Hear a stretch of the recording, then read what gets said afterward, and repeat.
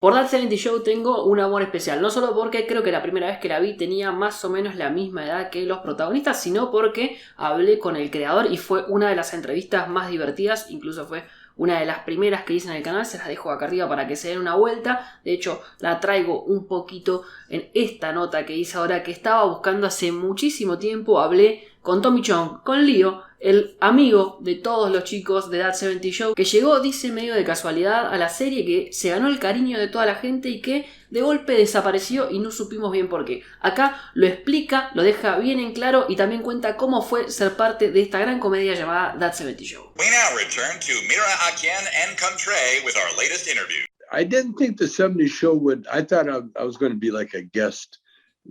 You know, I had no idea I was going to end up being a regular.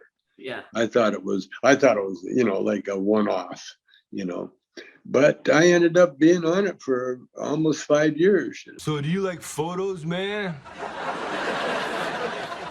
Yeah, man, sure. Okay, you got the job, man. It was great. I love working with the kids. Well, you know, I had no formal acting training, you know. So when I got on that 70s show, my part wasn't that big. So I would, instead of sitting in the dressing room, you know, wasting my time, I would go on the set and I would watch like a student, you know. And so I really watched how the director directed, how the cameraman shot their stuff. I watched everybody's job and the acting. You know, I watched how they would form the characters and how they would do it. For the most part, Danny never needed much direction. Topher was the one that would really capitalize on the director. He would talk to the director and they would discuss different ways of doing things. He's a good actor and he loves the acting. Debbie's really gonna like this. Hey, Debbie? No, Donna. Right. I thought I was going to hook up with Wilmer, you know, because of Cheech. Yeah. But the writers in that, they kept us apart because I don't think they wanted to have that Cheech and Chong, you know, that vibe in there. They wanted me to be a whole different other character, you know. Is there a problem, Ossifer? Did you just say ossifer? No, sir. I'm sorry. I distinctly heard him say officer, sir. You went to jail while shooting the show. How was that? It was kind of ordained, you know. It was meant to be because I wasn't interrupted from the show. The funny thing was the show, they wanted to re-sign everybody, but they didn't want to give a raise. You know, and I had, you know, I had done enough time to realize that my part was bigger than just a, you know, a walk on or just a guest shot. You know, I was a very integral part of the show, and so I asked for a raise, and instead they wrote me out of the show, and as a result, when I went to prison, I wasn't in the show. You know, they didn't have to do anything. Close one, man.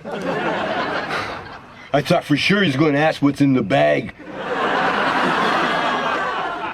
I'm still right here. They made some attempts, you know, the writers, to do a show about me while I was in jail. Of course, the government wouldn't allow that. You know, you can't make any money, you know, while you're incarcerated. And I was just watching a show now about the 9/11 and George Bush and how he attacked Iraq. That was why I went to jail. It was Bush's failed attempt in Iraq. They were looking for weapons of mass destruction. And so they were looking to divert the audience, you know, the public. And so they went after the bombs because they were looking for some kind of hippie sort of like cushion that they could divert everybody's attention to, and so when they busted me for bongs, which was really weird, because I knew in my heart that what I was selling, marijuana, was healthy, that it wasn't a dangerous drug at all. I knew that. And so I told the press, when they asked me, instead of being like a hunted criminal, where you let your lawyer talk for you, and my lawyer told me, don't answer these questions. Don't talk to people. But you can't, you put a microphone in front of me, I can't shut up, and so I said, the only weapons of mass destruction they found were my bongs, and the government right then, they said, put his ass in jail. And so they did everything wrong, just like Bush's war. Everything was wrong. I wasn't guilty of anything. It wasn't my company. Technically it was my son's, and so that's how they got me. They said that if I didn't plead guilty, they would go after my son. They would go after my wife. They would, the government would come after me, and I would have to go to court. And if I won, they would refile charges. That's the way the government is. For every action, there's a reaction. So when they put me in jail, they elevated me from a bond maker, basically, to a spokesman for a cause. And I've been doing, even when I was in prison, I did television interviews. I did a documentary. I had all the national press interested in me, because I was like a hero in some ways. I was a victim. I was a victim of the George Bush thing. But the minute I got out of prison, they wrote me back into the show. And so it all worked out really well, because the publicity of me being in prison, it only helped. Hey, dude! What are you doing here, man? Leo, what are you doing here? After you get out of jail, how was that going back to set and reuniting with everybody? It was so natural, because even though I'm an actor, the characters that I pick are really a part of me, of who I am. And so when we did, the final show, and when I went back, I was only back a year, and then they did the finale. It was really heartwarming and touching, because when I first started the show, Kitty, the mom, she did not like me. She thought I was my character. She thought that I was this irresponsible dope addict, But at the end of the last show, everybody was kind of in tears and really genuinely, because we really became a family. It was beyond and the writing was so good. Yeah. I just mentioned it in a tweet the other day that the writing was so good, because I'm not an actor. I'm like an improvisational comedian, and I have trouble doing other people's words, but I never ad-libbed one word on that 70s show. Everything I said was written.